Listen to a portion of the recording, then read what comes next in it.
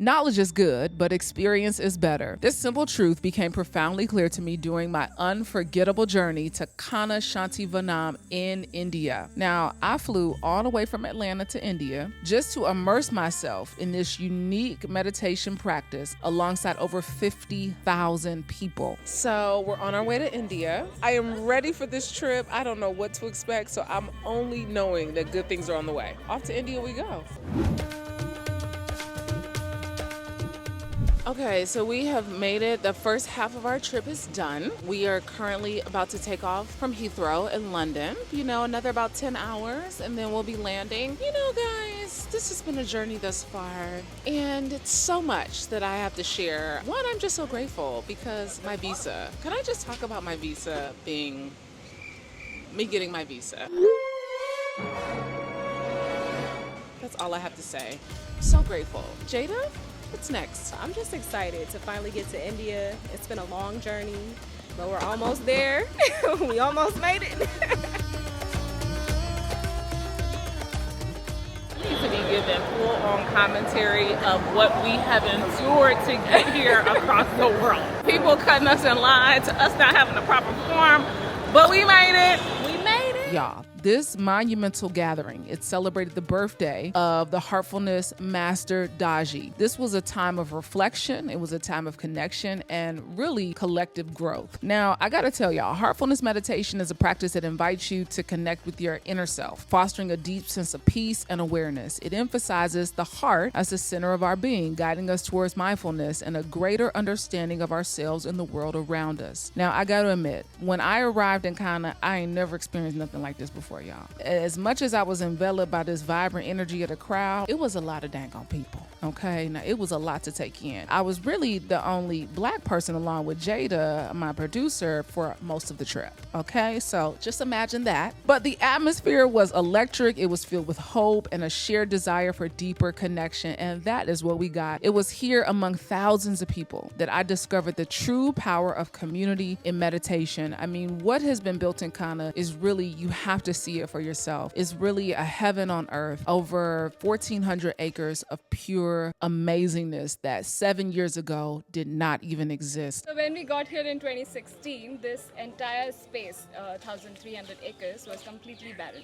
This area is the second hottest district in India, completely drought prone. We can't have rainforests here, but Daaji was very insistent that we have rainforests here. Stimulates rainfall. So the water pressure is so high that it carries the water up there and then makes rainfall happen.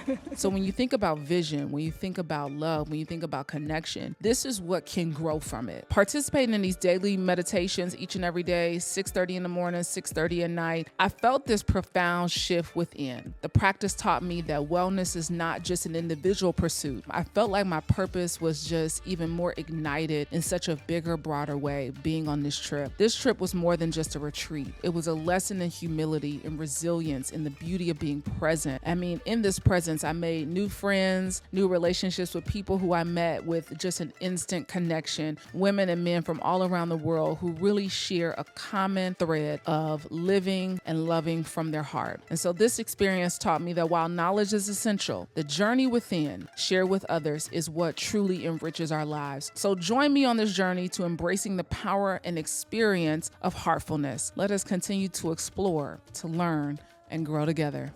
Peace.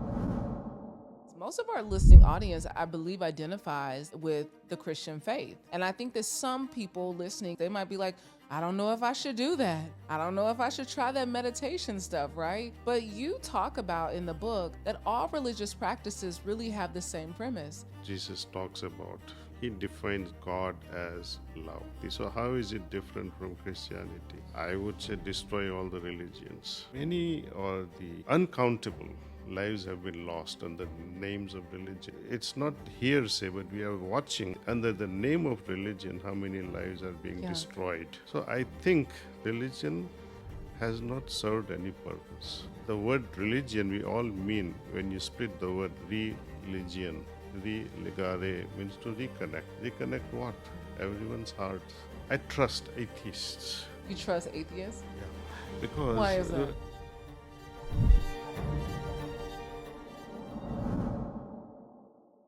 Welcome to Vault Empowers Talks. So we don't just scratch the surface. We dive deep into the lives of some of the world's most influential change makers.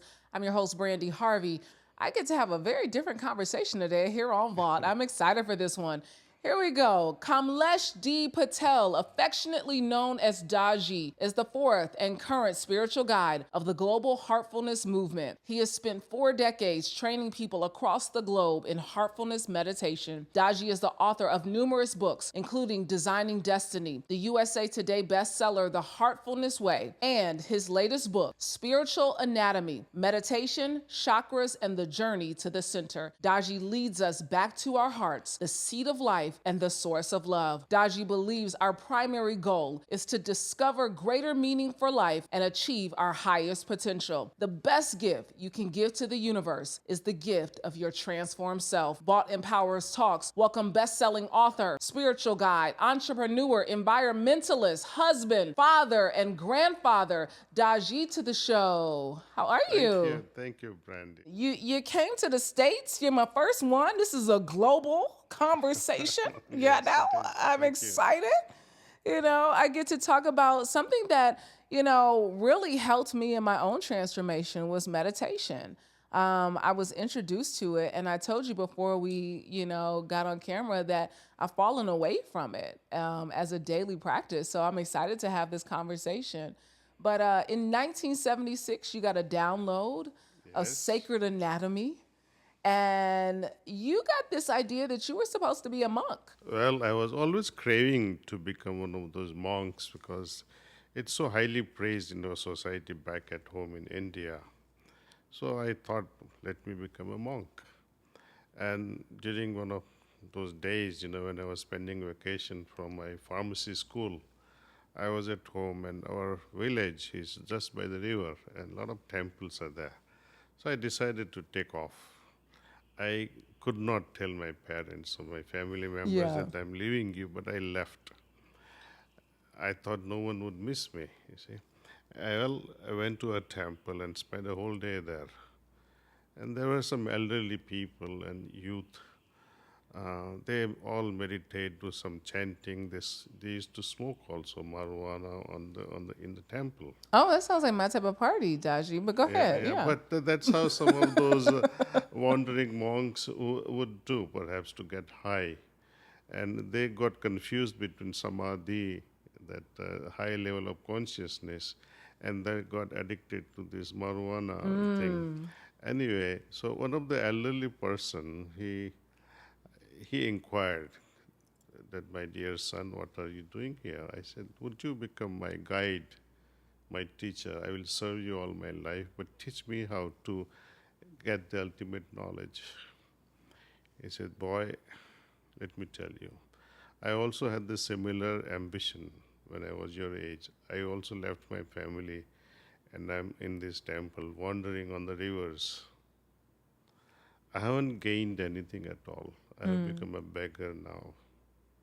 He must have been then 80 years plus. And I could see his eyes were watery and almost into tears. Yeah. Very affectionate. And I said, boy, go back to your home.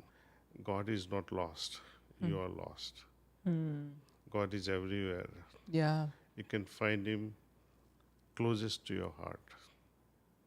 Don't wander. He's within you. And surely one day a teacher will find you and will groom you. And as he predicted, within a month I found my guide. And he taught me how to meditate. Yeah. And now I'm here with you. The rest is history. Yeah. Rest is history. So my monkhood didn't last more than 12 hours. Yeah.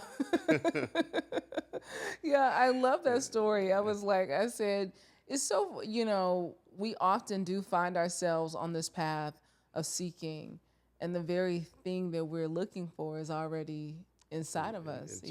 And you talk about that in the book. I love the fact that you know, your journey led you to the States. You were a pharmacist by trade for many years and opened many pharmacies around where you lived. You were in New Jersey, correct? I was in Staten Island, New York. Okay. And we had many outlets, Brooklyn, Manhattan, Bronx, and few in New Jersey. Yeah.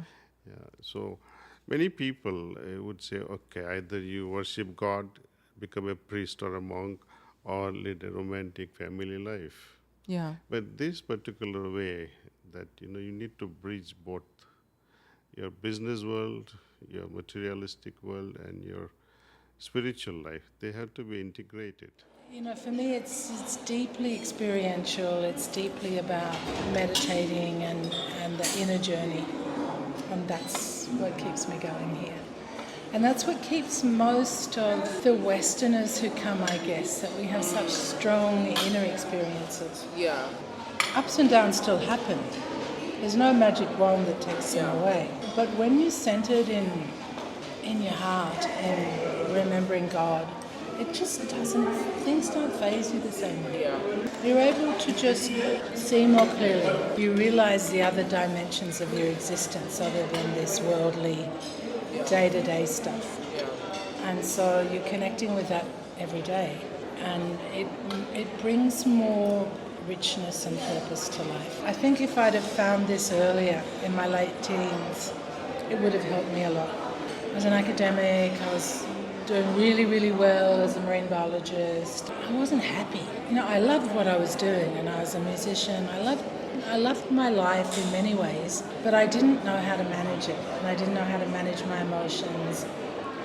I didn't know how to manage, for example, being a single woman working in a really strongly male-dominated field, marine biology. Many people struggle, even if they're successful in life, they struggle in here.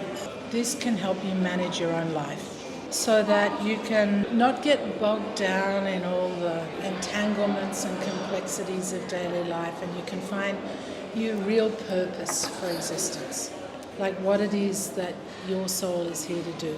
If people can find that about themselves through doing this practice and then find it in others, I think this world will be a better place. Yeah. You talk about integration, how that's so important in the book.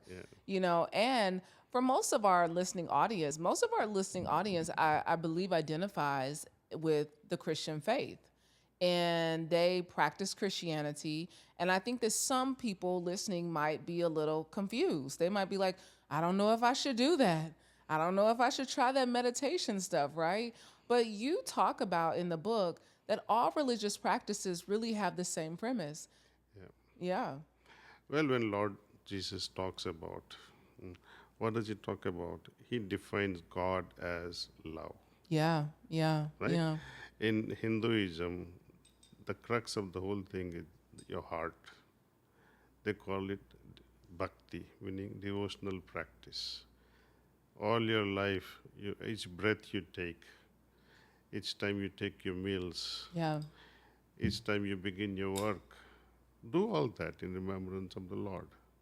That is bhakti. So how is it different from Christianity? Yeah. Philosophically speaking, I would say destroy all the religions. Yeah. It's a time, it's a death call for all the religions. You might not agree, perhaps people might say, what sort of a person have you brought to your studio and No, talking? not at all. Because you see, since the times of recorded history, be it Christianity or be it Islam or any other religion, many or the uncountable lives have been lost under the names of religion, and we witness it today also. Yeah. It's not hearsay, but we are watching under the name of religion how many lives are being destroyed. Yeah. Even in Africa, we see, just because of some philosophical differences in the way you live, they massacre people. Yeah. So I think religion has not served any purpose. Yeah.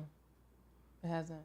It has. And by the word religion, we all mean, when you split the word religion, religare means to reconnect. Reconnect what? Everyone's hearts. Yeah. And actually, it's doing exactly the opposite. Yeah. Often it is. So, should we give life force to this religion? Yeah. Or just withdraw from it? For example, Brandi, do you believe in God? Yes. Why? Why do I believe in God? I think because really I just believe in the higher source. And But I'm why? tapped in Why? foundationally because it was given to me. And then I challenged it and I believed it. I trust atheists. You trust atheists? Yeah, because Why is that? when they say I don't believe in God, they're honest about it Yeah. because they have not experienced. And when people who believe in God, including my mother, my father, I used to ask the same question I asked you. I would ask, Mommy, why do you believe in God? She'll smile. And say, don't you think I'm believing in God? Why are you asking me such questions? I said, yes. But Mommy, tell me, why do you believe in God? Then she would say, oh, I have been taught. Yeah. My mom taught me this, my grandparents taught me this. Our literature speaks about it, our holy scriptures talks about it. But then I asked, what about you? Yeah. Have you experienced? She said, you are asking difficult questions. So to me, the idea that God exists, it's an information. You said it's an inflammation? Information, Information. knowledge. Okay. Indoctrinated by our parents, by our society, by For sure, religions. yeah. Okay. Spirituality is all about taking this belief system, these dogmas, extend it and make it experienceable. Once you have an experience, you don't have to believe. So the experience doesn't make you believe it? It doesn't like kind of drive Experience- home the belief? Experience gives the backing to your belief. The It experience gives the strengthens backing. it. It strengthens it. For example, do I have to believe that there is a moon and the stars and the sky and the trees all around here? You know it because you experience They're it. there. I see them. So the need to believe in God just doesn't, is not needed. Once you see, I experience God In everything. in everything. Everything. Right? And then we go on to say, okay, once you experience God once, is it enough?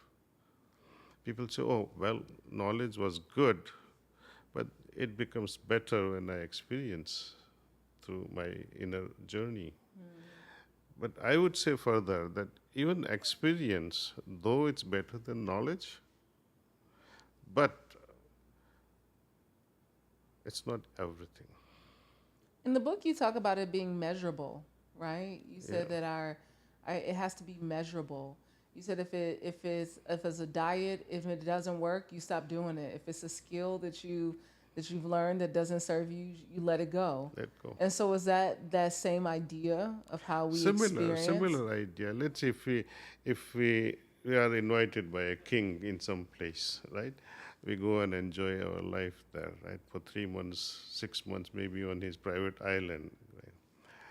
And you say, oh, wow, it's great hospitality. It's a rich experience, rich hospitality. But deep down in your heart, what you be feeling inside, I wish I was also as rich. Yeah, yeah. Right? So knowledge is good, experience is better. It can be great, but becoming is even better. Yeah. And then a time comes, even becoming becomes a burden for you. How is that? Well, a bliss, for example, blissful life of divinity. How long can you tolerate that? You have to let go of it. And that's what Buddhism and many other religions, they talk about. People who have really attained it. They say they go into beyond, into nothingness, Yeah. into a great void.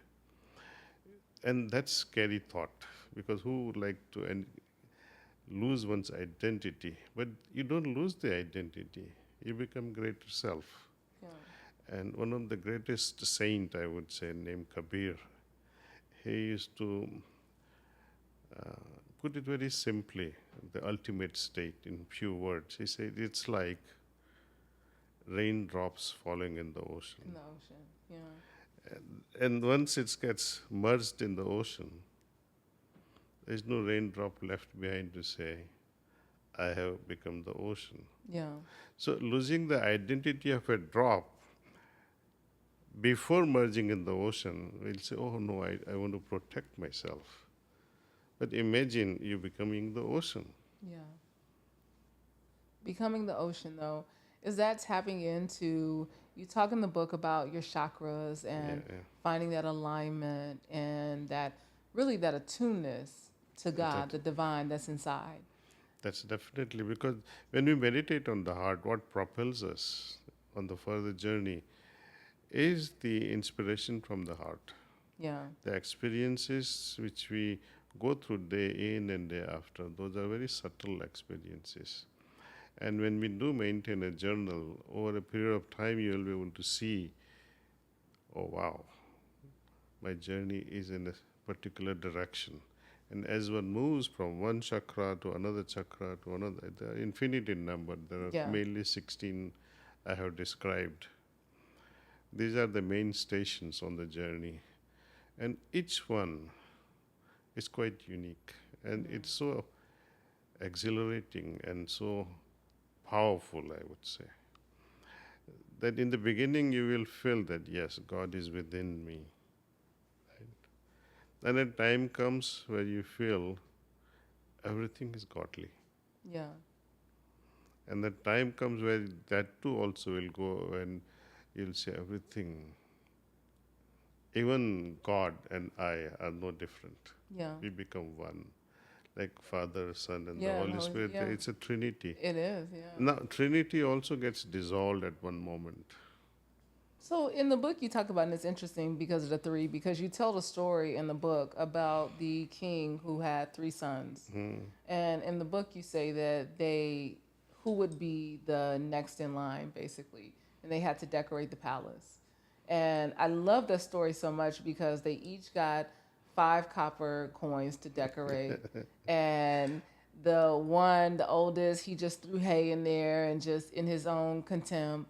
The other, didn't do anything.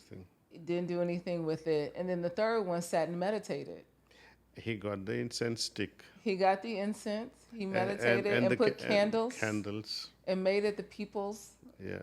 And it became so beautiful that 5 cents or 5 coins, you can buy something and it can cover everything in your house. And so Father was so happy. Yeah. That the guy who brought in the hay, he had to later on clean the house. Yeah. Second son just could not do anything. Yeah. The third one, he brought some incense sticks, lit it up. So the fragrance, And all lit around the candles. entire house, and the candle lit up the Yeah. whole house. So he filled it up with light and fragrance. Yeah. Because you talk about time, the thing that we all have that's at our disposal, and the thing that we have the little amount that we have is our time. And most people feel like they're stretched for time, don't have the time. So even when we look at meditation, how do people make the time to sit down, to get quiet? In fact, if you see the lives of Gandhi and Martin Luther King, they had similar belief. They somehow were in tune. And Gandhi used to say, and what Martin Luther also, King, mentioned, that whenever you don't have time, meditate. Yeah. Because it is when you don't have time, that means you are overloaded with things. You have to make decisions, priorities. And when you do meditation, all the unnecessary thing will be highlighted and say, okay, not this, and you will be able to remove it. Yeah. And things that you are going to do, your meditation will guide you how to do better Yeah. in a short time, Yeah. instead of wasting time on experimenting. So this pause in meditation, the inspiration from within, tells you what not to do. Yeah. What not And to do. especially whatever you're going to do, how effectively you can do it. So that's how I managed business. One person running the chain of pharmacy. I'm not like a Walgreens or CVCs, and they have an army of people. Yeah. But here, single man, see. And you use meditation as the practice. As a practice. I would get up early in the morning, meditate for half an hour, settle myself, center myself, and go to work.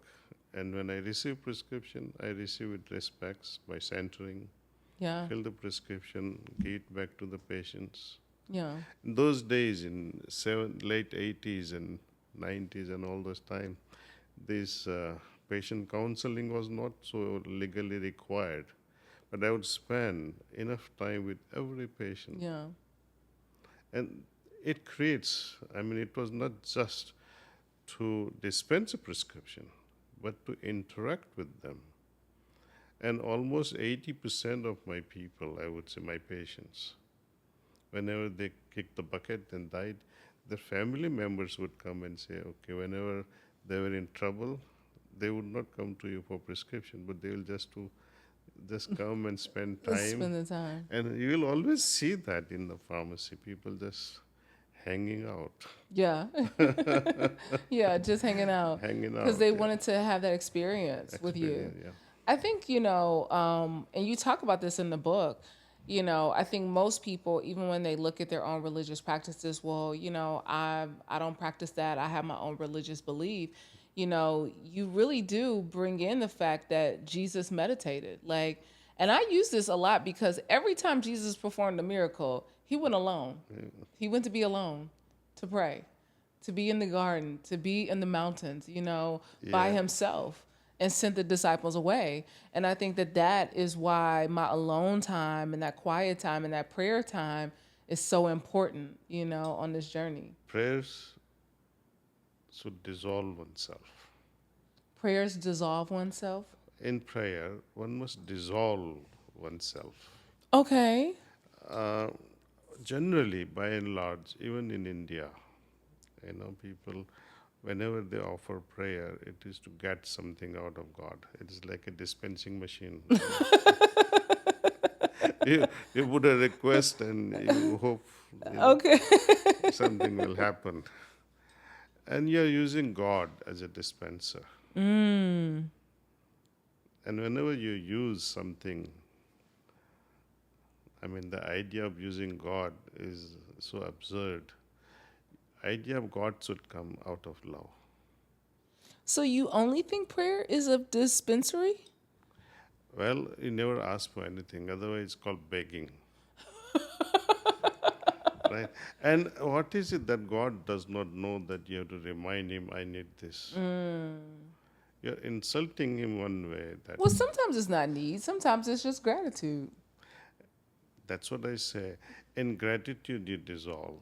In gratitude, you don't complain anything. Yeah. Or in gratitude, you don't ask for anything. Yeah. So our prayers have to shift from asking to just stating and being in love. Being in love. So ask not what God can give you. Ask for God himself. Ask for God himself. Yeah. And when he is with you, what more do you need? Yeah. That's good though. Isn't it? Yeah. So we're asking for wrong things. Yeah. How many things you're going to ask and be fulfilled? Any desire you fulfill is going to bring in another desire. You talk in the book about ego. Ah. You said ego is an illusion. It's not real. You said the ego is an illusion. It creates I-ness. I, me, and mine. When we're asked where we feel, we point to the heart. When we ask where we think, we point to our head. Where is the ego? And as long as you focus on what am I not getting, no relationship will survive. So it has taught me to think more about what am I giving. Since I can't control what I'm getting, I can't control, I can demand, but I am not going to succeed. But if I change my orientation to what am I giving?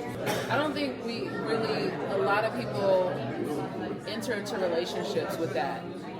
It is always the taking, what can I get from it? But when you enter in relationships asking, what can I give? Everywhere, okay, here also young girls have the wrong notion of what is life, and then they go through their 30s to get that wisdom and lots of pain to get that wisdom. The conversations at home with my girls, I always tell them, it's not about the party, we'll do the party. The real party starts a week after your wedding. My daughter's best friend just got married in Goa, to someone from Kenya, and she said, "Mom, the Indian and Kenyan wedding was like the best I went to." So sometimes when cultures come together, there is something new that gets created, which I think a generation ago was not possible at all, right? Today, we see a lot more of those wrong, which I think is good, because the more understanding we have of each other, the less the other person becomes a monster. Is your younger daughter, is she marrying an Indian man? Yeah. Okay, so they're both married Indian men. Yeah. Are you like happy about that though? I am happy that both boys really, really have their back, really respect these girls. You know, it's very easy for girls to fall into a relationship that's truly unequal and they don't see it. Yeah. And even if you see it, there's very little you can do to stop it. If there was a fear, that was always my fear, that they are in a relationship that is unequal. So what I'm really happy for them is both boys genuinely have my girls back. See, I always feel marriage has to make a family bigger, not smaller, right? We are becoming a smaller and smaller unit. I think that makes you more and more selfish and self-centered, because you got to only focus on yourself. You don't have to worry about anybody else, right? But when the family becomes bigger, you find you have to give more, but I think you find deeper happiness, I feel, okay? At least that's what I believe. One word you are committed to in this season of your life. Self-compassion and self-care. You can't give somebody something you can't give yourself. And when you display that, I care a lot about physical wellness, emotional wellness. I see my girls care for that, right? So if you have to radiate anything, it comes from your conduct. And I think for too long, women are tied up in all kinds of knots to not care for themselves, not own what they need. And then there is a brewing inner resentment, bitterness for life passed by. If you don't accept your limitations, your flaws, and don't celebrate your strengths, right? And you look for all of that from affirmation from someone else, you're never going to be truly happy. In fact, this morning, as I was waiting here, I was talking to my daughter, and she was just talking about some situation, somebody at work that ticked her off, and I was telling her that same thing. You first have to say, does whatever this person said about you, is it real in your heart?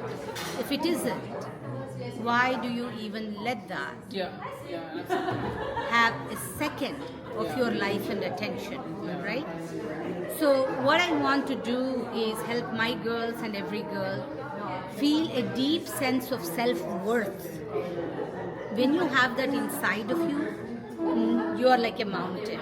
Nobody can, whip you around. Nobody can take it away from you. And you give more from your heart. It's not that you're not giving, but you are giving voluntarily. You're not forced into situations when you have a deep sense of self-worth. And so to me, I think truly practicing that, not just saying that, I think is very, very important. I love that. Ego, to me, is something like darkness. But you said we need it, though. We have to have it. It's our willpower. Definitely. Yeah. So I represent that ego. Let us see. Let's talk about Brandi here for a moment. We don't get to talk about me on the show, Daaji. That's not how this works. See, how this works is I talk to you and you answer the questions. That's how this works. You see that? Okay, Brandi. Let's say if you were not a doctor, okay, and Brandi says, "I'm Dr. Brandi Harvey. I'm Dr. Harvey." It's a thing, though, Daaji. I know you. When she propagates this information to the world via her studio, I am Dr. Harvey. In reality, she is not Dr. Harvey. She is blowing her own trumpets, right? That is not good. But if she says, I am so and so, I am daughter of such a big personality, and I have studied this, now I am doing this. And when you're putting the facts as they are, there is no ego. It's a statement of fact. But let's say if you're a flutist, you're playing nice, lovely flute, and you had yesterday a performance, Yeah. and there was a standing ovation for half an hour, people clapping. It's lovely. But 2 days later, when you are supposed to perform, would you be happy with your yesterday's performance? You won't be, because you like to surpass Yeah. Yeah. everything Yeah. that you have done Yeah. in the past. You like to do better than yesterday. Yeah. Is that ego? No, that's called self-pride. I like to do something better with myself than I did yesterday. So it's a self-improvement. And that's a positive ego. But to think that I am the best Dr. Harvey in the whole Atlanta. Nobody is better than me. Yeah. Or I'm the best flutist, or I'm best so-and-so, and no one is better than me. That is arrogance. So the ego manifests in many ways. And that's why you said it's illusion, an illusion. So it depends on you how to make use of it. Yeah, because it takes many shapes. Many shapes. But ego is just simply, you can dissolve it, or you can subdue it by bringing in Lord in your heart. How? Whenever you do something, even when you play flute, or you are in romance with someone, or you're cooking meals, or you're running your business, think that Lord is doing it for you, or you're doing it for the Lord, or the Lord is in your heart and you're doing it Yeah. with all your Yeah. perfections. Yeah. Then the ego will not trouble you, because now you have this awareness. To me, awareness is like light, ego is like darkness. Darkness of ignorance. Yeah. Darkness of ignorance. Yeah. So bring in the light of awareness, and this light of awareness is it simply happens by bringing divine light in your heart. So we say, let's meditate on the presence of divine light, which is already there in our heart. Yeah. Yeah. Expose it. Yeah. Expose the light. Expose the light through your actions, through your thoughts, through your lifestyle, through your behavior. Yeah. I love that because I feel like that's so many books give you that same wisdom, that same advice. You look at the Course in Miracles, that we're called to be demonstrators of God here on the earth, in the earth. And so my question then, because you were a pharmacist, practicing pharmacy for many, many years, how did you see a shift in your patients that came through your practice, even getting off medication by implementing meditation into their daily life? Well, they did not meditate, even though I asked them to. But they say, Doc, they used to say, Doc, you're doing it good. Whenever I am in trouble or in stress, I'll come to you, but I don't want to meditate. Why do you think is that people find it hard? Is it because they feel like they have to totally turn off their minds, or they just feel like they don't know how to do it? There are many things. First of all, they don't know how to do it. And second thing, they think it's only for monks and priests. Yeah. And through this heartfulness way of meditation, one can really practice this without going to anybody's home or anybody's so-called sanctuaries. Yeah. Or you don't have to go to India or Africa to learn meditation. We make use of this technology, and we have the app called Heartfulness app. Download it and just follow the steps. And at zero cost. We are not here to make money. My guide used to say that ultimate knowledge has to be shared free of cost. Ultimate knowledge has to be shared free of cost. Free of cost. This particular meditation is not just meditation. But here we make use of thing called pranahuti, meaning in English, yogic transmission. In short, it's love being transmitted. Yeah. Okay. From a guide to the recipients. And what does it do? Number one, we have to remember that to nourish the body, we need diet, balanced diet. Okay. We are all familiar with that. We try and avoid junk food. Okay. Second thing, how do we enrich the mind? Yeah. We have multiple bodies, right? We have physical body, we also have the mental body. How would you enrich your spiritual being, your soul? Where would you find the nourishment for the soul? And that's what this yogic transmission is all about. It is experientiable. After each meditation, you must have also felt that how lighter you feel and how calmer you feel, Yeah. right? I honestly, when I was doing it regularly, I mean, there were moments, I am going to be very honest, Daaji, that I left meditation and I literally felt like I was levitating. Like, I literally felt like I was on a cloud. Like, I was literally like, ooh, this is like, I want to stay here. But I think it's creating the daily practice, you know, of staying in it every single day. And so how do we teach that to our audience to, you know, really create that time in the morning? Because you talk about it being the first thing in the morning that we do. Yeah. Well, how badly you want it. Ooh, It depends ooh, on that. ooh, look at you. No, you didn't. Do you want God so badly? Then it can happen. If Michael Jordan could get up at morning at 3 and practice alone and become, you know, the flying rabbit. So to be successful in any field, you have to create a habit. Yeah. And without this habit, you cannot succeed in anything, Yeah. let alone basketball. Yeah. You're talking of infinity, you're talking of God. Yeah. So imagine the amount of effort required to merge in infinity. Infinite effort. Yeah. Little thing will not do. Lukewarm approach to God will not do. God give me this and give me that will not do. Remember, even Lord Jesus was in trouble when he was on the cross. Yeah. He was questioning, right? And finally, it dawned on him, let thy will be done. Yeah. And that's when everything opened up and he was again Yeah. rising from the dead.